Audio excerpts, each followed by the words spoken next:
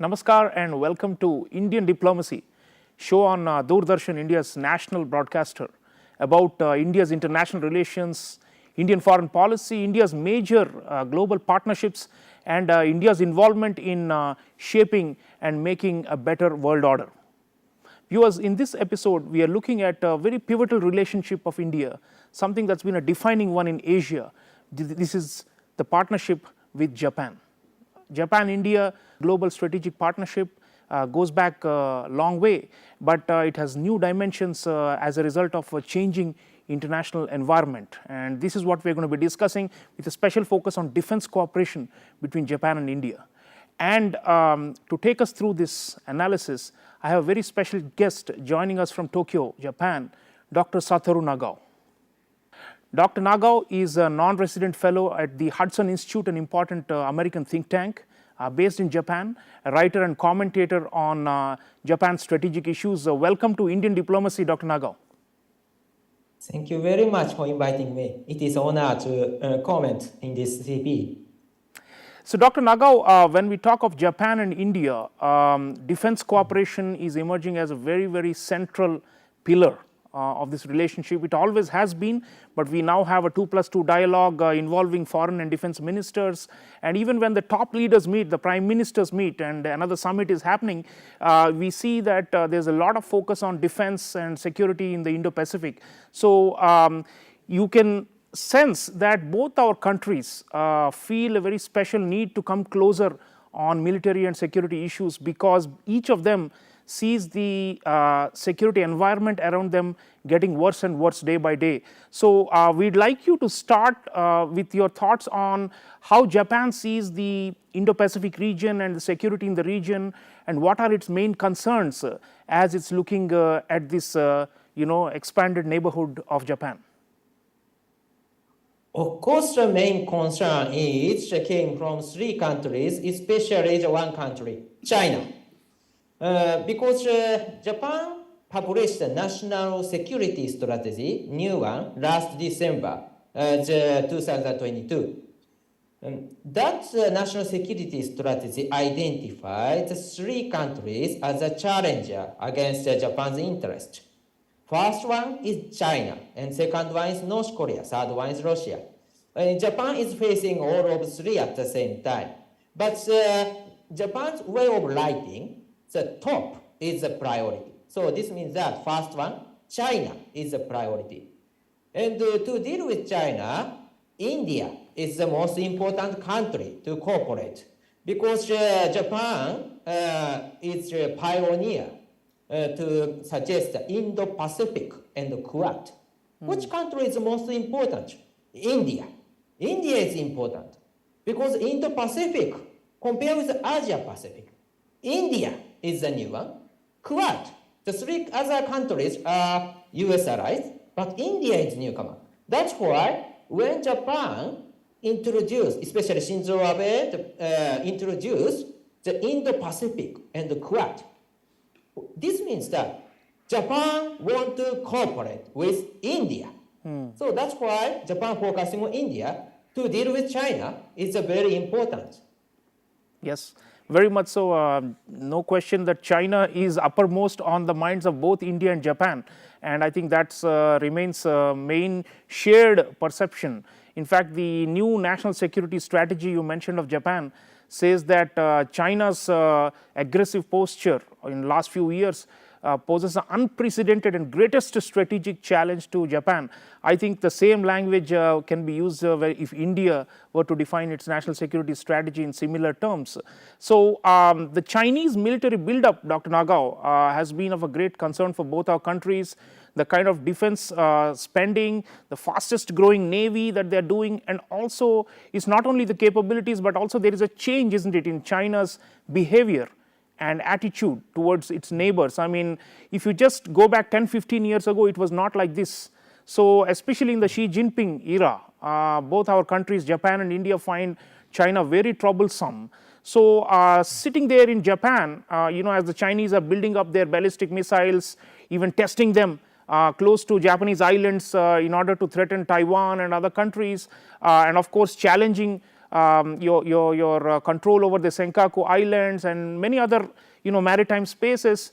How is Japan reacting to this? I mean, this is a historic challenge, like you said, and Abe-san, whom you mentioned, the great Shinzo Abe, he used to say that if he looks at Asia in 2014, it looks a bit like Europe in 1914, which is on the eve of World War I. So, but the alarm bells are continuing to ring, and it doesn't look like China is changing its behavior.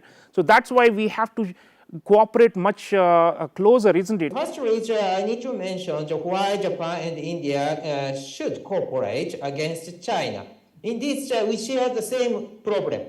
When we checked the number of the incursions in the India-China border, and when we checked number of the incursion, the sea around the Senkaku Island in the Eastern Sea, indeed we find a similar pattern. In 2011, number was not so many, but in 2012, number increased drastically in the both sides, against the Eastern Sea, against the India-China border. And steadily, the same number continued. And in 2019, both of two sides, China increased the number to enter the Japan side and Indian side. So India and Japan sharing same problem, China's provocation. That's why two countries should cooperate. That is the first thing. But how to cooperate? Indeed, China's territorial expansion also has a pattern. When we check China's activity in the South China Sea, in 1950s, when France withdrew from the region, China took the half of the Paracel Island. In 1970s, similar pattern has happened. When US withdrew from Vietnam, China take another half of the Paracel Island. In 1980s, Soviet troops in Vietnam reduced the number. China took the sixth feature of the Spratly Island. In 1990s, when US withdrew from Philippines, China took the Mischief Reef. So when they find power vacuum created by changing military balance, they steal it. So that's why China's pattern of territorial expansion look like thief. They find something and take it. So if we maintain military balance, we can deter the China's activity because they cannot find the power vacuum. But maintaining military balance is a very difficult job because China is rich. China increased their military budget very rapid pace. Under such kind of situation, what should we do? If Japan and India cooperate, what happened? China need to divide their defense budget two sides. If the US and Australia also join and divide China's defense budget, China need to divide more. So cooperation is the key to maintain military balance. That's why India and Japan should cooperate. India, Absolutely. Japan, and Australia, the US, or other like-minded countries should cooperate each other to divide China's budget, to maintain military balance, to maintain peace. That is a concept. Absolutely. And maintaining military balance is critical for peace and stability in Asia, says Dr. Satoru Nagao. Viewers, I have a very interesting report about Japan revising its military budget to respond to this, increasing Chinese buildup. And let's hear from this report and then continue the discussion. Japan on Friday unveiled its biggest military buildup since World War II. The $320 billion plan will ready the pacifist country for sustained conflict and includes buying missiles capable of striking China, as the government fears Russia's invasion of Ukraine will encourage Beijing to attack Taiwan and threaten nearby Japanese islands. Prime Minister Fumio Kishida branded Japan as being at a turning point in history. We can feel a rapid increase in the severity of the security environment around our country.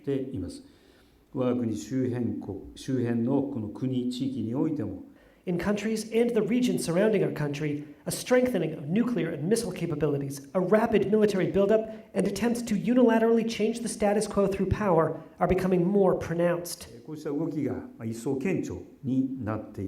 Tokyo also fears an attack by China, could put a potential stranglehold on sea lanes that supply Middle East oil, as well as disrupt supplies of advanced semiconductors. 現在の中国の対外的な姿勢 China's current external stance and military trends are a challenge to our country's peace and security, the securing of global peace and stability, and the enhancement of international order based on the rule of law. 法の支配に基づく国際秩序を強化する上での挑戦と認識をしております。China accused Japan of making false claims about its military activities in the new security strategy, according to a statement from its new embassy in Japan. The 5-year plan, which will double Japan's budget to about 2% of GDP, will make the country the world's third biggest military spender after the US and China, based on current budgets.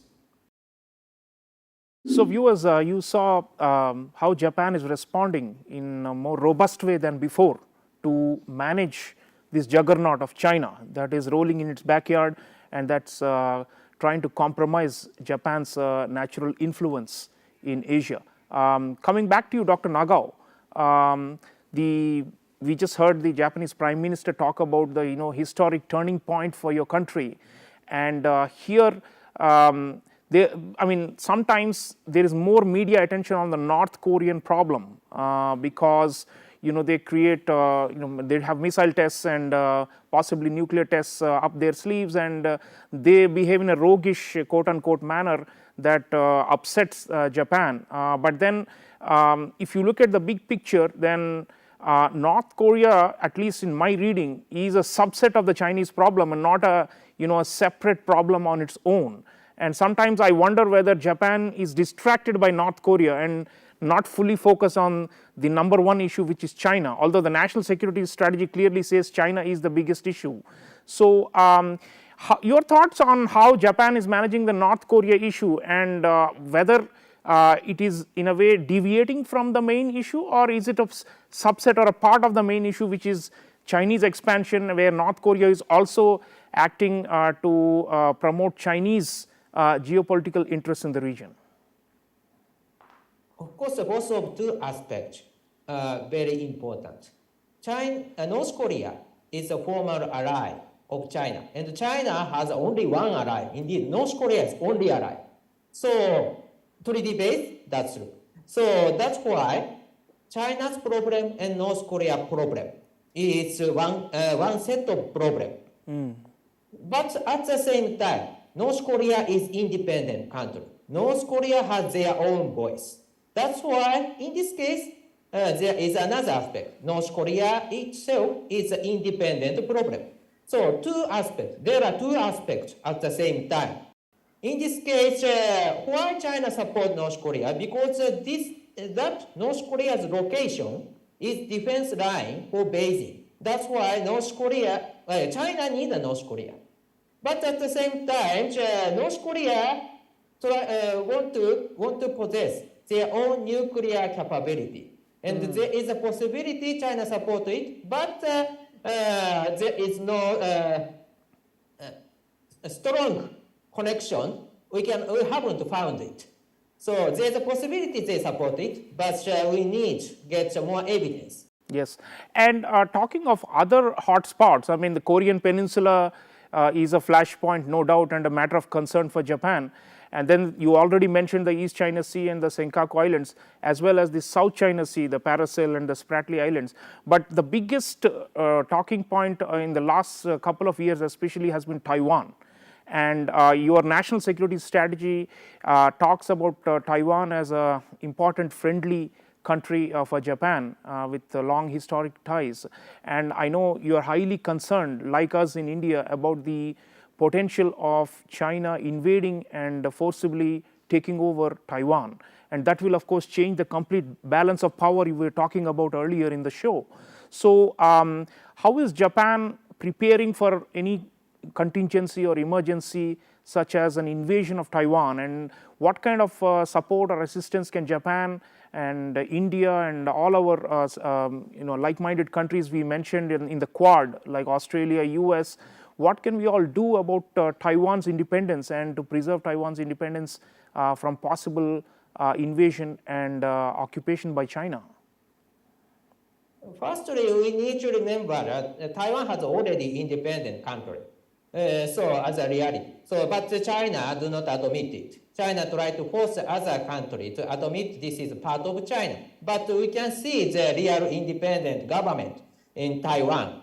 So under such kind of situation, China want to change the status quo by force. That is the problem. So China try to invade Taiwan, and what will happen? That will be the matter of concern and priority for Japan just now. In this case, when the China invade Taiwan, the most important aspect of Taiwan is, will Japan support Taiwan defense? Because when you look at the map, the supply line to defend Taiwan is rely on the Pacific side, the Japan and the Philippines. So if Japan and the Philippines cooperate with the United States to support Taiwan, in this case, Taiwan can defend themselves very strongly because one side is open. And we can provide many weapons and supplies from each side.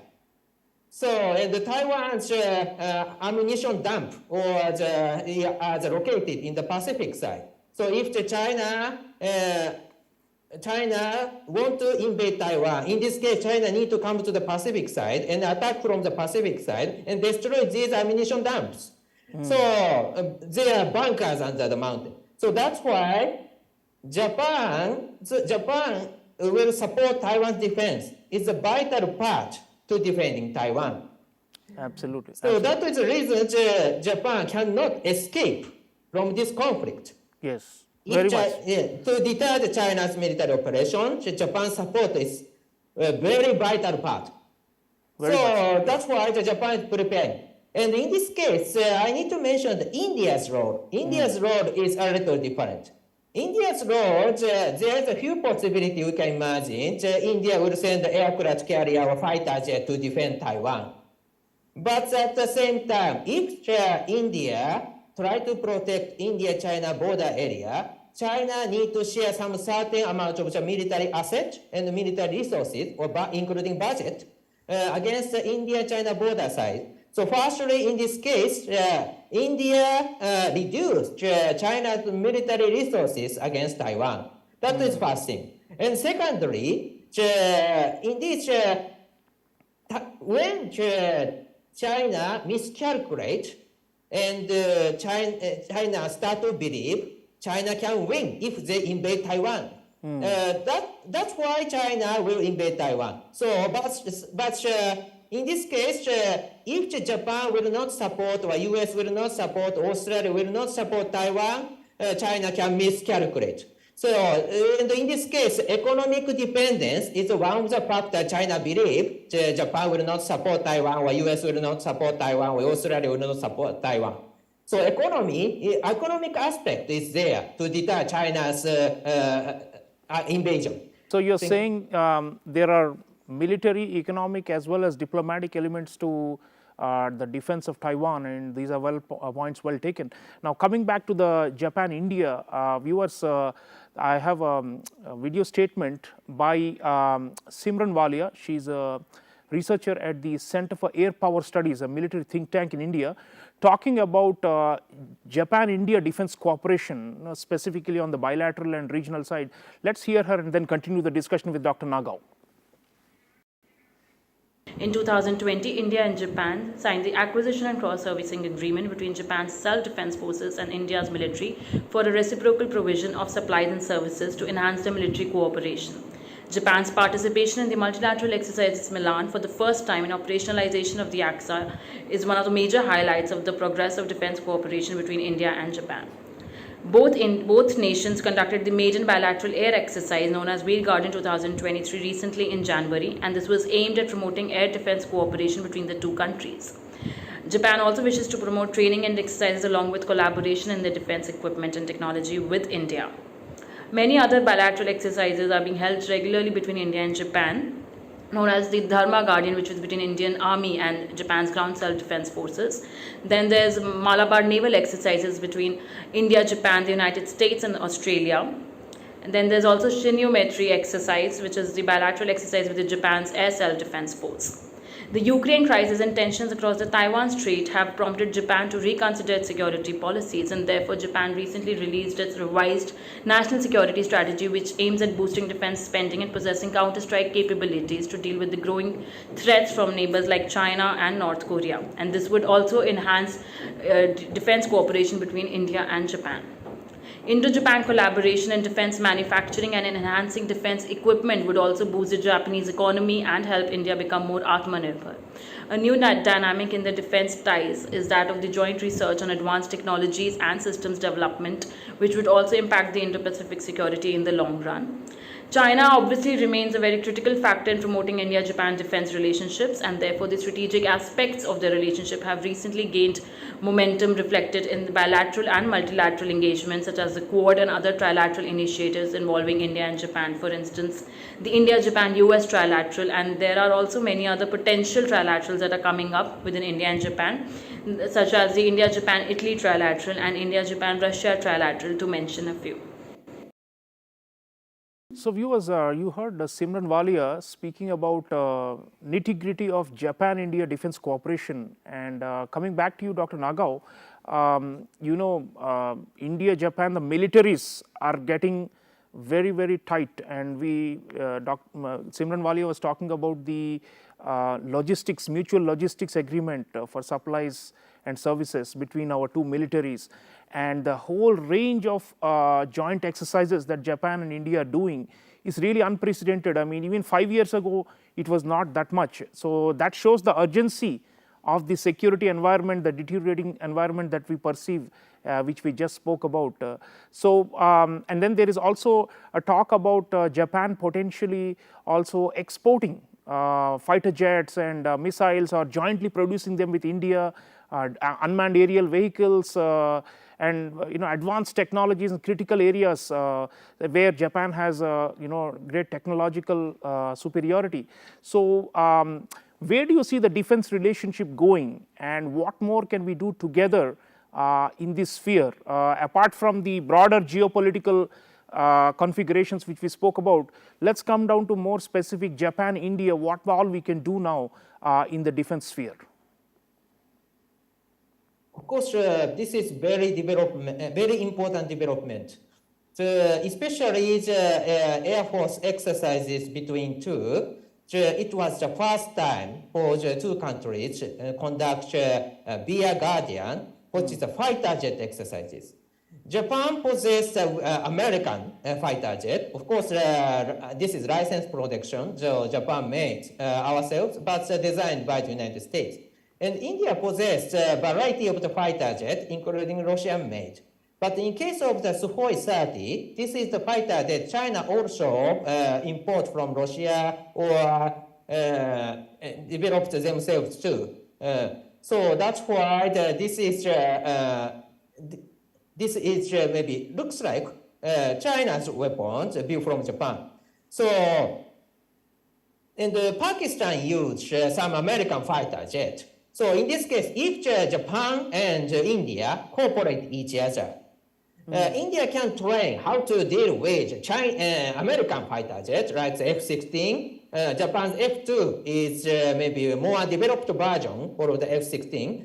But at the same time, when two countries, two air force train each other, in this case, how to deal with Pakistan F-16 is maybe India's Air Force side can improve the capability. And Japan side, of course, we need to deal with the Sukhoi 30 fighter jet of China. In this case, when we train each other, we can understand how to deal with to the Sukhoi 30. So this is mutually beneficial.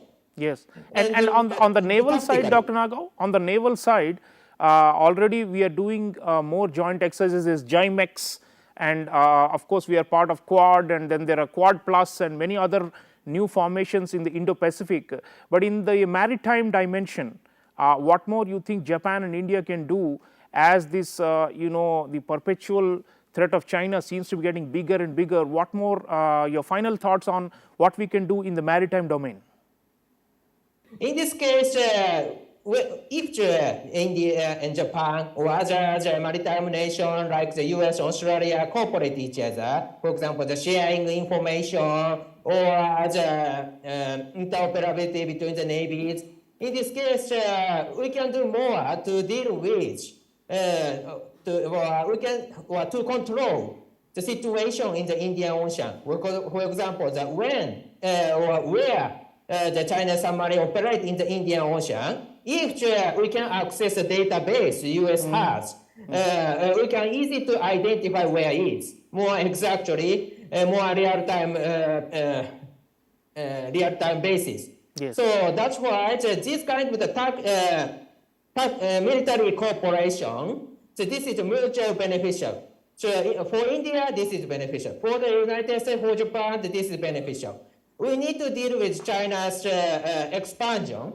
And in this case, China is not friendly for these countries, including India. That's why we need to take the initiative to control this sea. Right. In this case, cooperation can get the big benefit for both sides, Indian side and or Japan side, or US and Australia side, or other maritime side and like-minded country side. So that's why we should cooperate each other, and this will be beneficial for India's future. Absolutely. So, viewers, you heard Dr. Satoru Nagao talking about so many dimensions where Japan and India can cooperate. Intelligence sharing is one, and we need to have a lot more real-time knowledge of Chinese movements in the waters of the Western Pacific and the Indian Ocean, and there's much that the two countries are talking about at the level of advanced technologies in order to become interoperable and even interchangeable. Interchangeability of the militaries is the higher level and even more advanced than interoperability, but we have a lot of strategic trust with Japan, and it continues to build at the level of our leaderships and also the private sectors, and I'm sure that going forward we'll be able to implement this vision of a free and open Indo-Pacific based on common values of rule of law and of not changing the status quo using force. So I want to thank Dr. Satoru Nagao for sharing wonderful insights with the audience for the Japanese perspective. It is very important for us. Thank you so much for being on Indian Diplomacy. Thank you so much. So viewers, you heard how Japan and India are teaming up. This is of course the most important security relationship in Asia, and there are other players like the US and Australia and ASEAN countries, but without Japan and India as the two fundamental pillars, we cannot imagine any kind of balance of power or security and stability in the Indo-Pacific and in Asia. So let's cheer for Japan-India security partnership. This is going to be very, very vital for your freedom and mine. I'll see you again next time. Until then, take care.